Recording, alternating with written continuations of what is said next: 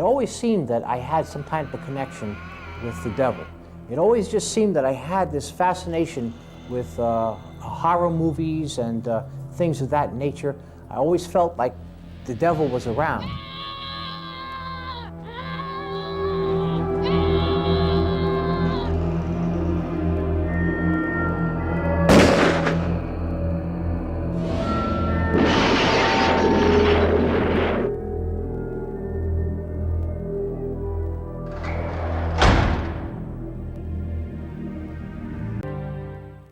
I cursed the day that I was born because I lived without hope for so many years.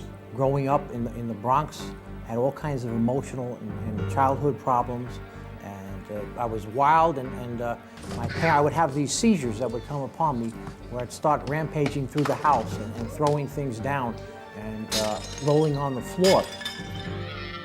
Sometimes my dad had to just grab hold of me and pin me down to the floor till these seizures stopped. I just loved the darkness. There was something in me that just craved the darkness. I would lock myself in the closet for sometimes hours at a time, and my mom didn't even know I was in the house. At other times, I would just hide under my bed and stay that way for several hours. There were times at night when I just felt a craving or an urge to just go outside. Sometimes I would sneak down my fire escape and just wander the alleyways and wander the streets 1 o'clock, 2 o'clock, 4 o'clock in the morning, and then sneak back the same way. Sometimes my parents didn't even know that I was gone. I had no joy in my heart. I had no happiness. I felt mentally confused. I was struggling in school. I was cutting out of school. I just couldn't be controlled. David Berkowitz's problems continued throughout his high school years in the Bronx. He found himself constantly in and out of trouble. But he was, in his own words, a good manipulator, and somehow he got through high school. Immediately after graduation, he joined the Army. Released in 1976, David returned to his old neighborhood in the Bronx, found that all of his friends had moved away. Well, like any young man his age, David was looking for companionship and acceptance. But there was something inside of David that made him dangerously vulnerable. I was lonely, I had no real companionship, and I was invited to a party one day. I went to the party, this was in the Bronx. A couple of guys said, hey, listen, you're looking for a girl or something, you're looking for a good time, we got some friends that meet in a park nearby. So I went over to the park, and we went deep into the woods. This was Pelham Bay Park in the Bronx, and they had like a small fire going, and a lot of people were drinking.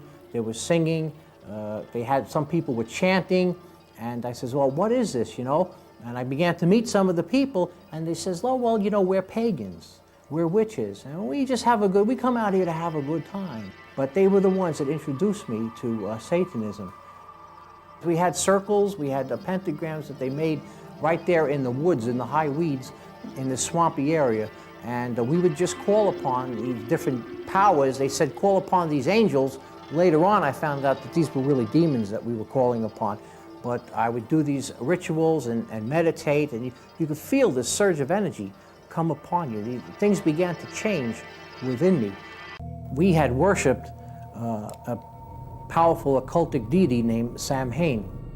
He is one of the high-ranking demons, and he was the one we used to call upon all the time. And it became somehow abbreviated to Sam. I really thought that I was some kind of soldier in a satanic army. And we had determined to bring New York City to its knees, to initiate a reign of terror. And looking back, it was a tragedy. Innocent lives were lost, my life was ruined, other people's lives were ruined, and we brought nothing but hurt and pain. When I got involved with Satanism, I wish I had known from the beginning how far this thing would have gone. As unbelievable as it sounds, what started as animal sacrifices, people began to talk about making human sacrifices. And I never knew at the beginning that this stuff was going to result in murder.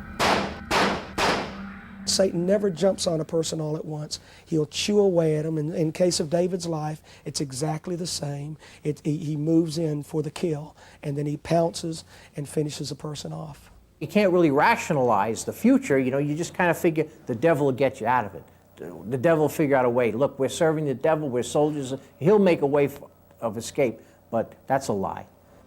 I began to realize that the devil was not going to get me out of this thing when I was sentenced to more than 300 consecutive years in prison, which means that theoretically I'll be in here forever.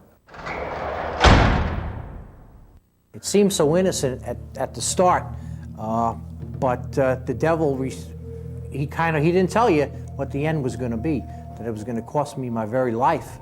And at that time, it was too late. It seems that Satan had such an easy prey in David. Why? Where did it all start?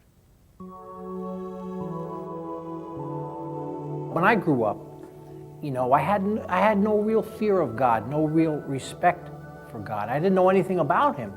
And I just did whatever I felt like doing, whatever felt good.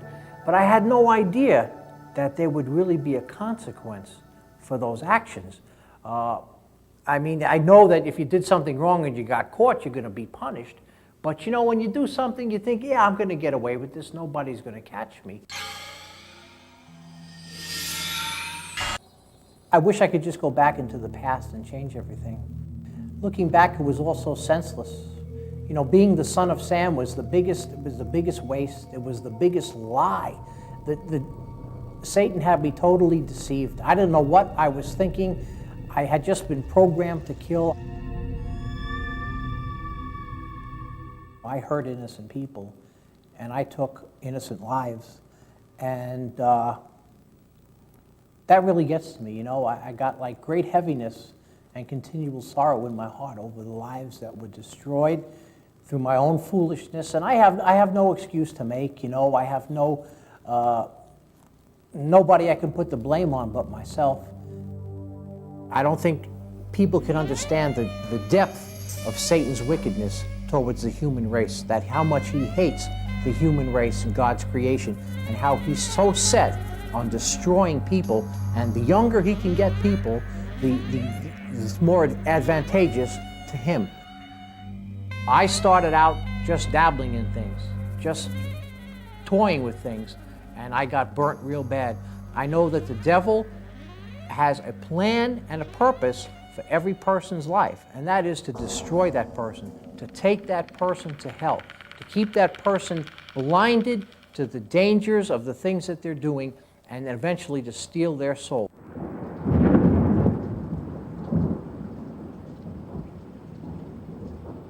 There is an invisible spiritual world that is as real as the one we live in. And it is there that a war between God and Satan rages for our souls.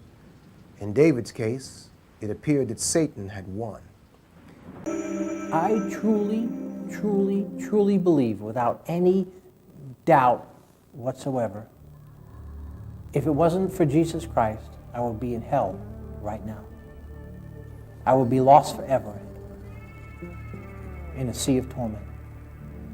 In the darkness where everything is unknown, I face the power of sin on my own.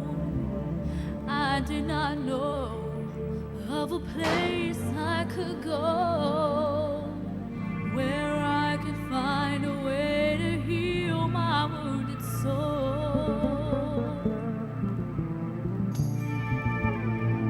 He said